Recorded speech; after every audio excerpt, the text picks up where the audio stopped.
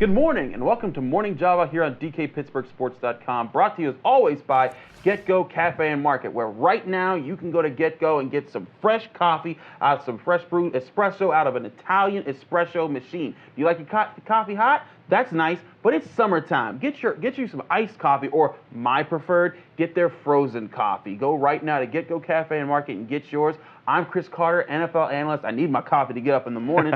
Joined by Matt Grubba. Matt, how are you doing, good sir? I'm doing okay. You need that coffee. Minicamp starts early in the day, doesn't it? It does start early in the day. But you know what? You see this, this is how Chris Carter is Chris Carter. Okay. I get me my morning coffee at Get-Go. But let's talk about what's going on at minicamp. The big story of the day, Dale Lally reporting from minicamp, Antonio Brown talking about what's being said about him in the media. There's been lots of conjecture about this on ESPN, NFL Network, wherever. But a lot of people seem to be reading that Antonio Brown, there was a long quote, he just kind of had a monologue. Right. I don't know if you caught any of it, but the gist of it, he said, one, he said he's not happy that people are saying he doesn't want to work with Mason Rudolph. He's not happy that people are saying that he's criticizing Le'Veon Bell and that he's just skipping OTAs after do it. And then he went into this whole thing as like my life is always being followed.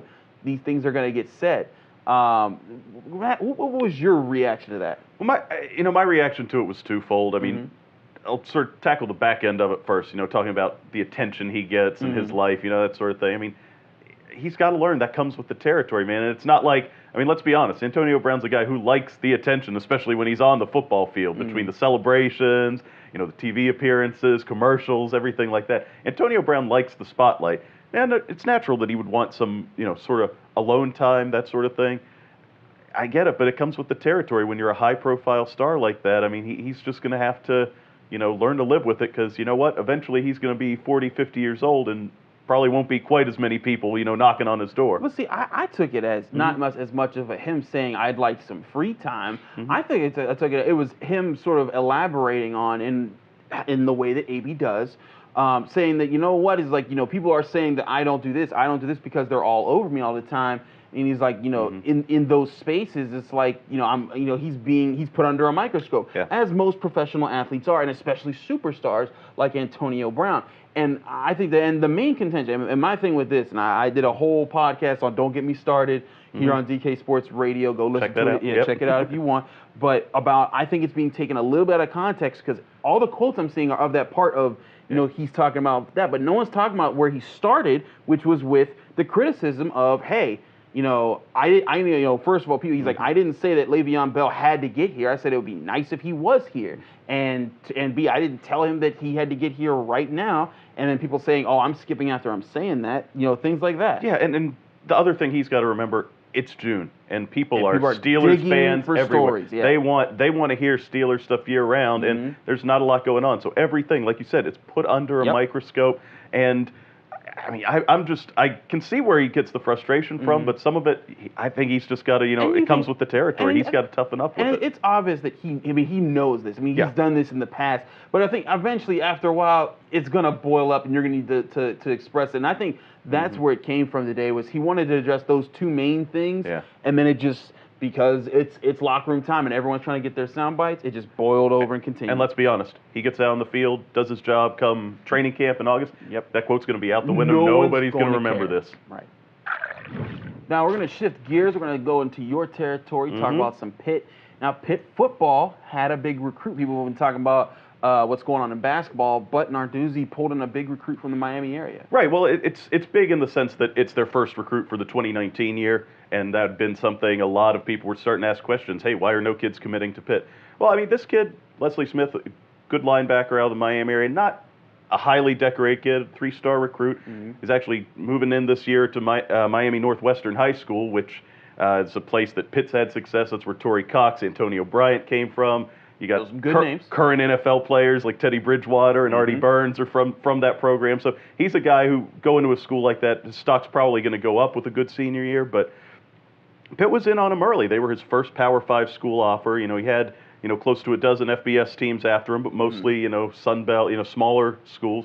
He's also a good academic kid because he had Harvard and Dartmouth, some Ivy Leagues in on him. That's impressive. So that's one of those things where, you know what, he got a good offer from Pitt. He probably wanted to jump early and make sure he was getting in on something. He clearly wants to be here. He was up here this past weekend for their senior camp, and he's a undersized linebacker at about 6'1", 195. But of course, when he comes to college, all those guys put on that extra weight. He's going to get bigger. He's not going to be playing the middle linebacker spot at Pitt. He'll probably be an outside backer, maybe even a safety. Who knows? Who knows? But I think what's really interesting about this is that Pitt.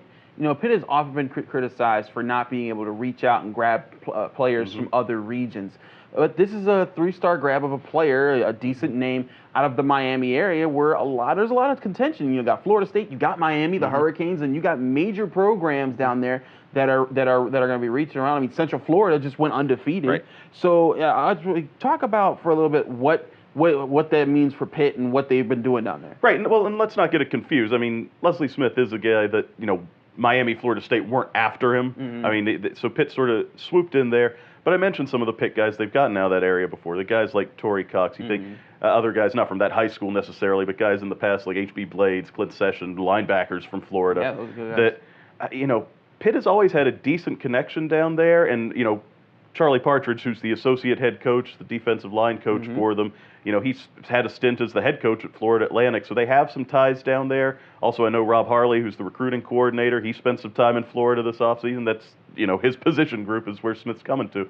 So, they see that it's important to start, reaching down to places where the athletes are. You can't build a national power just recruiting Pennsylvania anymore. It's not the 1970s. So, I mean, Pitt's doing, I think, what's necessary, and I think they're hoping maybe they found a diamond in the rough or got in on a kid that he's going to stand out, and maybe Pitt got him before other schools caught on. Who knows? Maybe that's a big steal.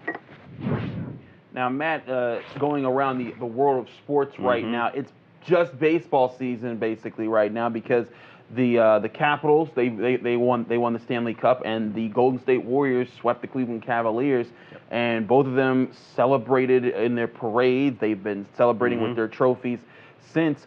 It's been interesting just to see the different dynamics because one, you have the Capitals who finally got over the hump, and Ovechkin's just being drunk everywhere, diving into ponds and stuff, and enjoying life. I mean, the other hand, you have the Warriors, who have won now 3 out of 4 championships, are in effect a dynasty. Yeah, I mean, first of all, I've loved watching the Ovechkin celebrations, and it's a lot of people in Pittsburgh are mad. I mean, but I just don't get it. I mean, he's a guy who, let's be honest, he's been playing second fiddle to Sidney Crosby for more than a decade in the NHL now. Wouldn't it kind of be like third fiddle? Because a lot of people say he's not even better than Malkin. Possibly, and well, when you throw in Stamkos and like that, when they have their high points. But, I mean, he's a guy that, he's certainly been his home country's star guy, of course, because he even... he's more the face than Malkin is when the Russian team gets together. He's had so much pressure on him, and just that sense of relief. Like, you almost have to feel happy for the guy to see him like that. And look, I'm not saying anybody has to feel happy for guys like Tom Wilson, who Pittsburgh fans have plenty of an axe to grind, stuff like that. But, to see a guy who's, put his life into hockey and finally hit the pinnacle, he's probably hitting the downslope of his career at this point, too. So to finally get there, I mean, I'm happy for him. It's kind of like the Dirk Nowitzki thing when they beat the Heat back then, because it was Dirk Nowitzki. He had been a superstar for all his life. Right. He deserved a ring. Same, and Jason Kidd was also on that team. I think it's compared to that. So I do think it's cool seeing that, and I understand the elation of it. Hey, we got over this hump. No one can say that we're choke artists anymore. And what about the city of Washington too? I mean, that's good for them. I mean, because between the Wizards/Bullets, because you got to go way back to West Unseld before you're talking about a title with them. You get the Capitals and their perennial chokes in the playoffs. It's been a long time. Nationals haven't done anything. Yeah, it's been a long time.